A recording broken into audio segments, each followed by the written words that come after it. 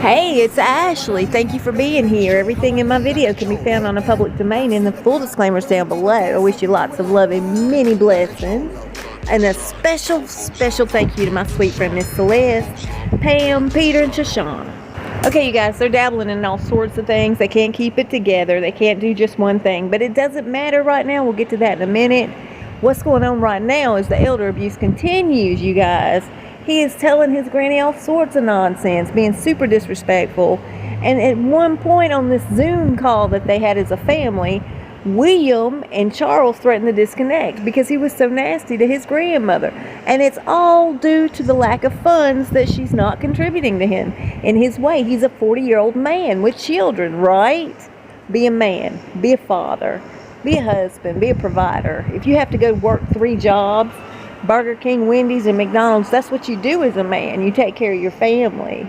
You pull together as man and wife. She can do something also. She's got many people there watching her invisible children.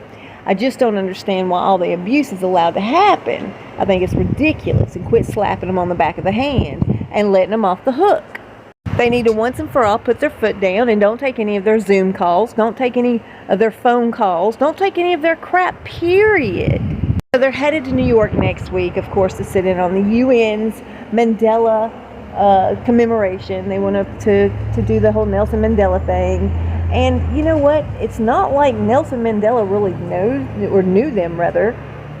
So I don't understand why they're going to be there, except to just gain more recognition, trying to put it out there, you know, that there's some great humanitarians. Of course, he's a mental health provider. And she's whatever she does, and he, you know, they've got 50 pokers in the fire. Stick with something or let it go.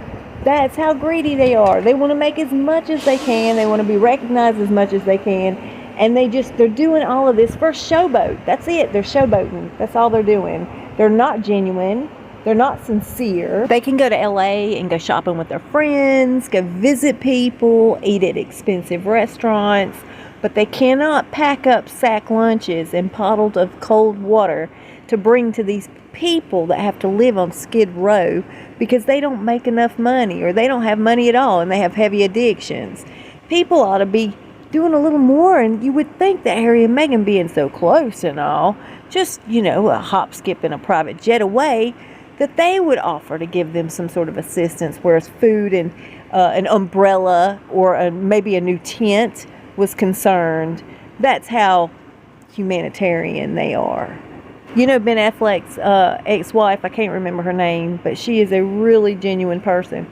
She sacks up lunches and takes it to the homeless on Skid Row. Isn't that something? And she does it all on her own accord, fearlessly. So I've been told that the United Nations, they don't really want Harry and Meghan there. There's no reason for them to even be there, considering they're not going to add anything to the situation. But he's on this new mental health kick again. He's trying to counsel people. He's trying to play the psychiatrist. And, you know, the boy don't even have a degree. He doesn't have a license to practice mental health counseling. So he might want to stop before he gets in trouble. Because you can get in a lot of trouble for counseling without, you know, a license in this a country we're living in. It just seems like they get away with everything, and I'm tired of them getting away with everything, and it's all surrounding money. And they're also going to New York to check out new homes.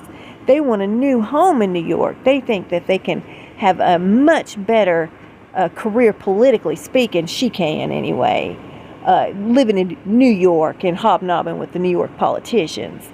Good luck to that. That's all I'm going to say. Meanwhile, everything circles right back to money. Like I said earlier at the start of this video, he's all upset at his family. They're not contributing to him the way that he feels like he deserves to be contributed towards. And he's the one that hopped out of the royal family. Nobody pushed him out. Nobody said, get out and don't come back. He and Meghan are the one that planned their exit. So he and Meghan should be sucking up the cost. You know, why should they live any better than anybody else as far as the royal family's concerned if they can't put the work in? She wants 40 by 40. Give me a break. She hasn't even struck a lick at a snake towards that, whatever that was that she had concocted out of her brain. This is the whole situation. Talk about mental health crisis. I think they're both in a mental health crisis, and I think they both need mental health help as soon as possible. But yeah, they're so mad because nobody's contributing towards them. Too bad. Here's another slick trick up their sleeve.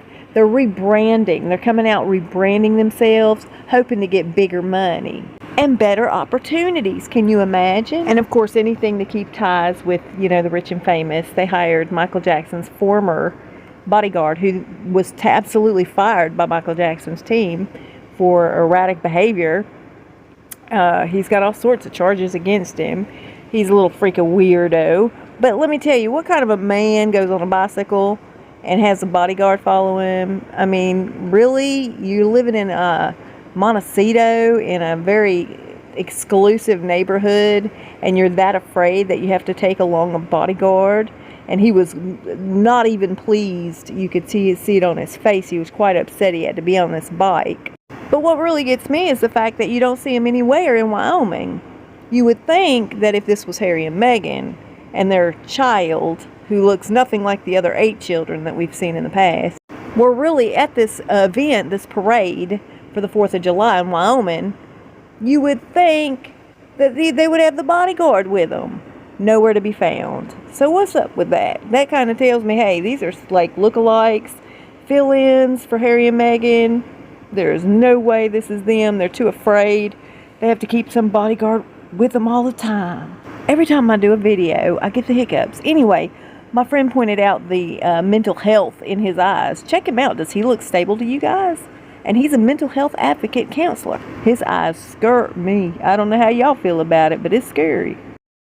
I appreciate each and every one of you. Thank you for your prayers, well wishes, good vibes, all the love that you show me. I love y'all right back. I hope you know this. I'll see you soon and we'll talk fast. Y'all please stay safe and be blessed. And again, know that I love you.